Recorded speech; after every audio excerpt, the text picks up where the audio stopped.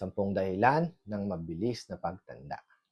Hi guys! Welcome back to another YouTube video. It's me once again, your coach, AJ Palmos. At kung bago ka sa aking YouTube channel, click mo lang ang subscribe button, ng notification para like ang updated sa mga future uploads natin.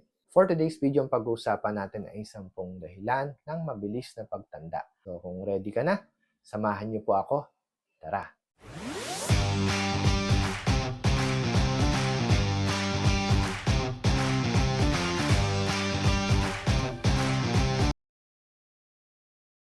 So, 10 dahilan ng mabilis na pagtanda. Number 1 po dito is yung pagpupuyat.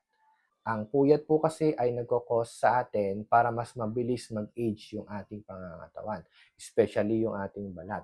Dahil pag lagi kang puyat, magmumukha kang haggard, lalabas yung mga eye bags mo, at lalabas yung mga wrinkles and fine lines natin.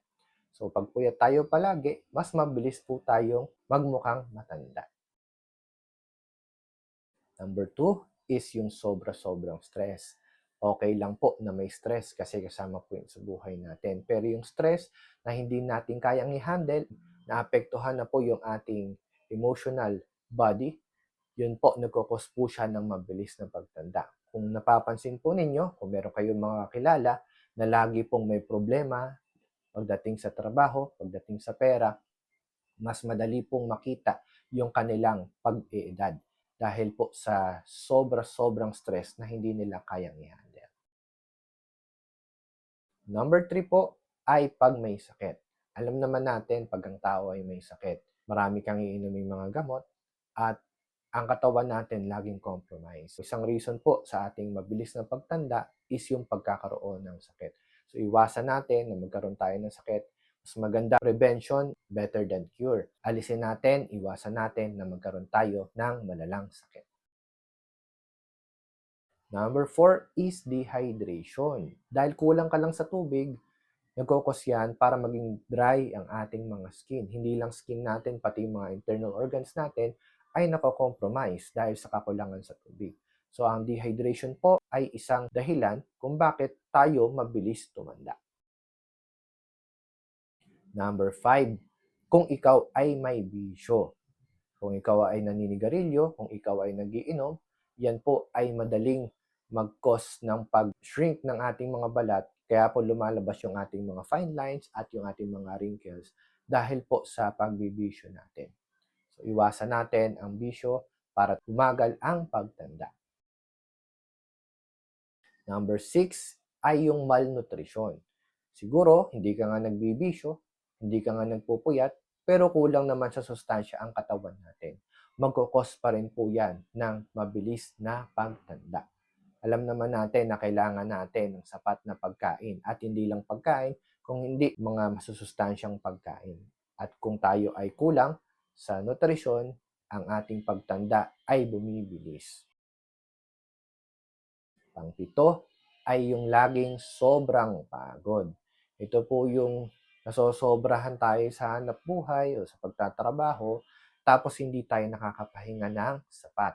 So pagka tayo po ay laging pagod, mapapansin nyo po yan na tayo po ay mas mabilis tumanda. Example natin dito, mga construction worker. So dahil sila ay laging sobra sa trabaho, makikita nyo po na sobrang batak ng katawan, mabilis po silang tumanda. Tignan. So kung ayaw natin, bawasan natin yung sobrang trabaho, magpahinga rin po tayo. At ito na po yung pang-8. So, isa po sa dahilan ng mabilis na pagtanda ay yung kakulangan sa pera. So, importante po sa atin na lagi pong may laman ng ating mga bulsa. No, kung meron po kayong kakilala na magkaedad lang, pero magkaiba sila ng financial status, mapapansin mo yung isang tao na hindi gaanong nakakaangat sa buhay ay mas mukhang matanda compared dun sa kanyang kaedad na nakakaangat ng kaunti sa buhay. Bakit? Dahil ang kawalan po ng pera ay nakakaapekto rin sa ating pagtanda. Especially kung tayo po ay laging nag-iisip saan tayo kukuha ng budget, pangkain na araw-araw, saan tayo kukuha ng pang-enroll ng mga bata. So nakakaapekto talaga ang kawalan ng pera sa ating pagtanda. Number 9, yung too much exposure sa araw. Ito po, given na given po yan. Especially kung may mga kilala kang ang trabaho po ay sa lansangan. Jeepney driver, angkas driver, traffic policeman, mga vendors sa kalsada. So lahat po sila actually, basta po naka-expose po sila na matindi sa arawan, mas mabilis pong mag-age ang kanilang mga balat. Magiging visible po kaagad yan. So kung ayaw natin na mas mag-age yung ating balat, pwede po natin gawin ay iiwas po tayo na tumapat ng too much sa araw. No? Okay lang naman po ang araw, pero yung too much sunlight po, nakakaapekto na po yan, especially sa hydration ng ating balat. Number 10 ay yung walang skincare routine. Nowadays po, kailangan na talaga natin ng skincare routine. No, hindi na po sapat yung sabon at tubig lang. Dahil ang sabon at tubig nakaka-dehydrate din po yan ng balat, nakaka-dry po siya. So, much better po na meron talaga tayong skincare. Example po natin dito, sunscreen, sunblock, at yung mga facial routine po na ginagawa natin. Facial mask, ano man po yung pwede natin gawin. Kasi importanteng alagaan natin yung balat natin mula sa mukha hanggang sa talampakan. Kasi dyan mo makikita yung edad mo. So, kung meron kayong kakilala na talagang maalaga sa balat, hindi mo malalaman kung ano yung tunay niyang edad. Na kahit medyo may edad na siya, pero makikita mo sa kanyang kutis na talagang alagang-alaga niya. Dahil po yan sa skin care routine nila. Kung merong 10 dahilan ng mabilis na pagtanda, meron naman tayong 5 paraan para tayo mabawasan ang mabilis na aging. Number 1, kumain po tayo ng mga natural food rich in vitamins and minerals. Fruits and vegetables. Avoid po natin yung mga processed food. So, hindi po siya kasama yung mga hotdog, tocino, tapa. So, processed na po siya. Kailangan po natin yung mga raw meat, fresh fruits at fresh vegetables. Dapat araw-araw tayo po nag-consume yan kasi kung ano yung lahat ng kinakain palagi, yun din yung magre-reflect sa ating pangangatawan. So kung gusto nating maging healthy, maging look younger, kailangan natin kumain ng mga natural food rich in vitamins and minerals. Number 2, i-manage natin yung stress. Alam ko po na ang stress ay nandiyan lang. Pero kailangan natin i-manage. Alin ba yung stress natin? Ito yung stress na kaya kong gawa ng paraan at ito yung stress na wala akong magagawa. Ang mga bagay na hindi natin kayang gawa ng solusyon, i-set aside mo yan dahil hindi mo yan trabaho. No? Ang pagmamanage po ng stress ay malaking bagay po na makakatulong sa atin para mabawasan yung ating mga problema at mabawasan yung aging ng ating balat. Number 3 is pag-inom ng 8 hanggang 10 baso ng tubig araw-araw. Malaking tulong na to para sa ating kalusugan, ganun na rin po sa ating balat.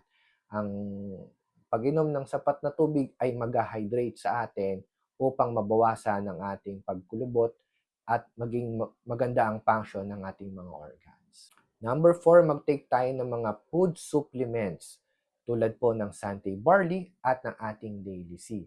Dati po hindi ako naniniwala sa mga supplements. Pero kung ako ay nagkasakit, doon ko na-realize na hindi na pala natin nakukuha sa ating mga pagkain ang mga sapat na nutrients na kailangan natin araw-araw. So, sa pamamagitan po ng pagkain or pag-inom ng mga supplements katulad ng Sante Barley at Daily C, makakatulong po ito para sa ating health support at pagbibigay po ng nutrients at makapag-function po yung mga organs natin ng tama. Kasi pagka kumpleto ang nutrition natin, mas magiging maganda yung takbo ng katawan, mas magiging look younger tayo. Number 5, matulog po tayo ng 7 hanggang 8 oras araw-araw. Kung tayo po ay naghahanap buhay, requirements din po ng katawan natin na tayo po ay nagpapahinga. Kasi pag hindi po tayo nagpahinga, darating po yung time na yung katawan na natin yung mag-give up at pahihigain ka para malaman mo na kailangan mo na talaga ng pahinga. At wag naman sana na pag pinagpahinga ka ng katawan mo, meron ka na kagad malalang sakit. So yan yung iniiwasan natin. So sa pamamagitan ng 5 to, mas mapapabagal natin yung pagtanda ng ating balat at pagtanda ng ating katawan. At yan po ang 10 dahilan ng mabilis na pagtanda. Sana po meron po kayo natutunan dito sa ating video. Kung bago po kayo sa aking YouTube channel, huwag niyo pong kalimutang mag-subscribe. Pwede rin po kayong mag-comments at pwede niyo rin pong i-share yung ating video na sa ganun po makarating po ito sa mga taong nangangailangan. Especially yung mga taong kailangan ma-aware sa ganitong mga problema. Maraming salamat po sa inyong panonood. Once again, my name is Coach AJ Palmos and see us again on our next video. To God be the glory. Bye-bye!